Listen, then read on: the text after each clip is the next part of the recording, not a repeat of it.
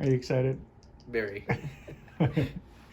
So you just became a commissioned officer in the Air Force, and you were prior enlisted, right? Correct. Yep. Prior enlisted for 10.5 years. What do you remember about basic training? What are some of the most memorable things about basic training? Basic training, getting yelled at a lot, drinking a lot of water. One of the guys in my flight threw up from drinking too much water and got yelled out for that. So just the camaraderie of, oh shit, we gotta get through this together. So. And would you say that that experience was similar in OTS, or how did OTS differ? I was expecting OTS to be more like basic training with the yelling, but it was limited yelling. Did watch some videos before I left that helped me out, calm my nerves, that the TIs, while enlisted, are there to help you.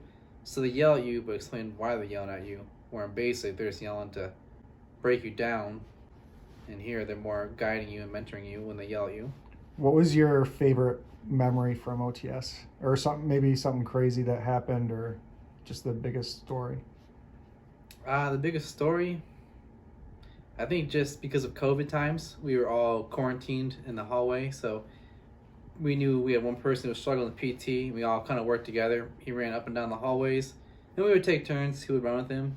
So again, in basic, you're just trying to stay alive, and it's like everyone fighting for themselves. I felt like, because you're just worried about making it through the day. OTS is definitely teamwork, camaraderie. So I think the bonding time we got because of quarantine, we didn't get to leave the floor and got to know each other pretty well. Going into basic training, like how long did that process take from, when you decided you want to join to when you showed up at Lackland? Very short process. I enlisted actually before I turned 18, so my parents had to sign off for it. I remember it was planned for, I think, the fall, and during the summer I got a call from my recruiter who said, and this is actually my graduation party from high school. He called me, so I left the room. He said, hey, good news, bad news. Bad news is the fall date is full, we'll have to push you back, or you can leave in 2 weeks. So I took the 2-week options. So I signed up in April, but again, I left, I think it was June, early July. So it was a quick turnaround. And then for OTS, what was that process? Well, my process was definitely lengthy. I bet a lot of people had the same experience I did. Put the packet together, did go in front of the board, didn't pass the first time, which I'm understanding why. Definitely humbling experience. And then I went for the board the next year, passed the board. So at this point, it's about a 3-year process. I forgot to mention before the board was taking the AFOQT. So at this point, about 3 years in, I would say, got selected for MXS. And then it became, all right, wait for school dates. And that was, I believe it was February, March of 2018. I didn't get school dates until March of 2020. So at this point, it's a 5-year process. So That's wild. Long time, but I'm finally made it. You mentioned your job, MXS. What were some of the other classmates? What were their jobs? Because a lot of the comments that I'm getting are, whether or not it's flight nurses and stuff like that, going into the same class together, or if there's, segregated in any way. Did you notice a lot of medical people in your class? Oh, we were definitely mixed. I think there was one other person who was maintenance as well. We had an anesthesiologist, a dentist. So right there were 2 people with no military background.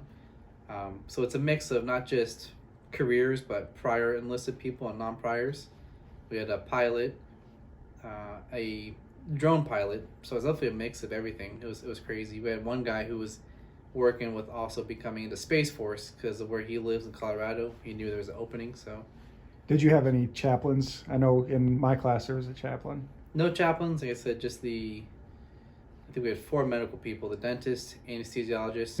In basic training, do you remember what the rank of your instructors was? Listen, I will never forget that instructor. It was Staff Sergeant Urban. I remember him mainly because we were his first flight. So I remember before him was a tech sergeant. There was a female, I can't remember her name, but she was guiding him. And I remember he would yell at us, and look at her. Did I do that right? So I'll never forget him. I said, I do know his first name. I should look him up, see how he's doing. But yeah, Staff Sergeant Urban.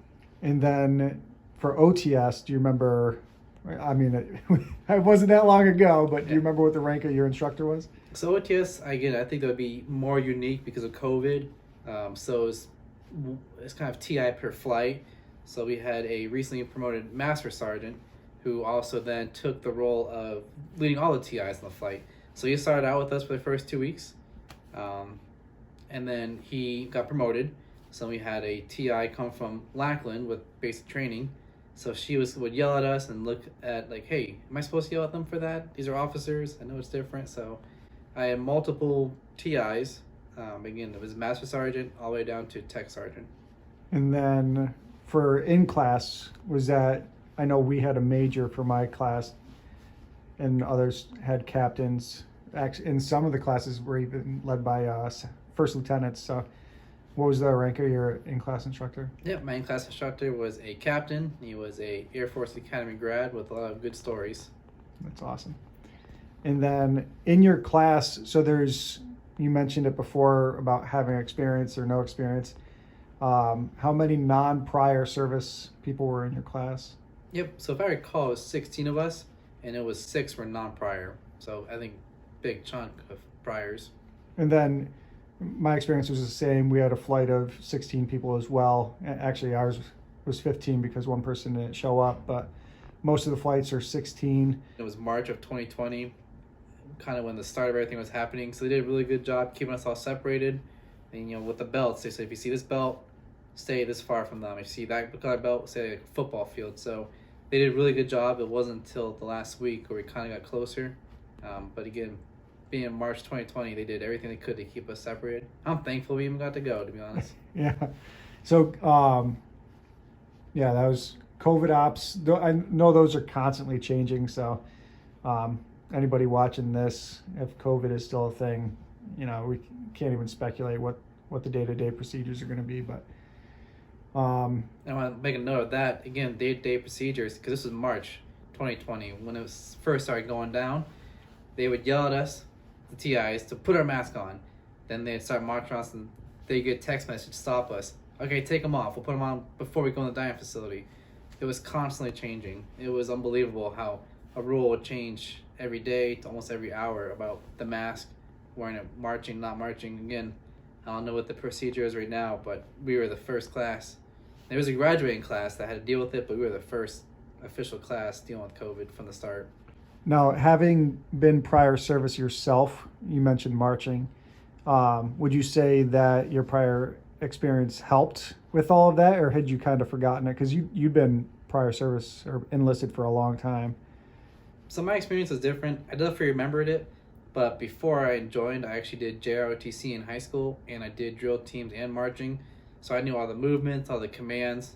I think being prior service that helped me with the commanding voice, because with OTS, you probably learn if you watch other videos, is every week there's a new flight leader. So you got to lead and march the flight. So it helped with the marching and leading, but we didn't really march very often in the enlisted side. So I would say it was more just the leading them.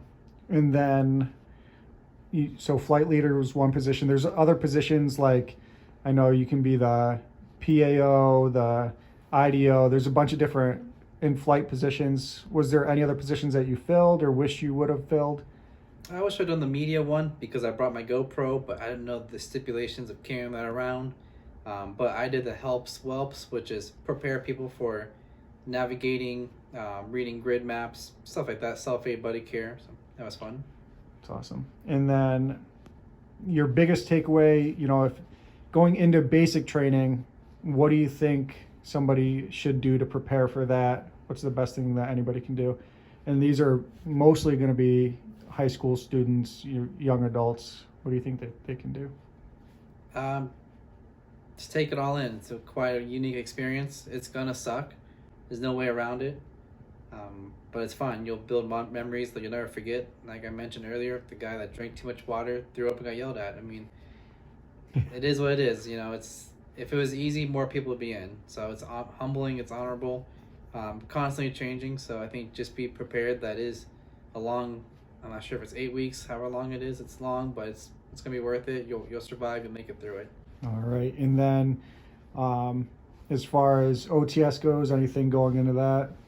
Yep, so OTS, if you don't know about the enlisted side, you're more the marching people, the boots on the ground. As an officer, you have to be able to lead, so you need confidence. I know every class might be different, but to To prepare for OTS, I talked about enlisted already. That's more listening, doing as you're told, kind of boots on the ground. But with officer school, you're going to be the leader. So definitely going with confidence. There's going to be decisions you have to make. The TIs are a little more lenient. Again, as I mentioned earlier, they yell but tell you why they're yelling. So it's learning from your mistakes, because you're going to mess up and you're going to learn. But it's just building the confidence to know that you're going to be leading these enlisted people who are going through training probably at the same time you are.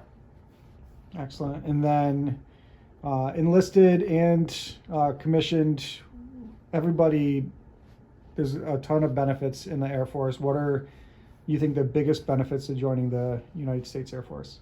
So many benefits. I think just traveling, getting to meet people, both active duty and reserve. I'm thankful for that.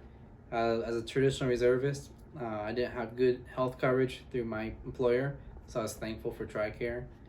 But again, just traveling, I love it, and getting to know people, like you two being here. Yeah, I appreciate you stopping by, and I'm sure everybody in the comment section will enjoy it, so thank you.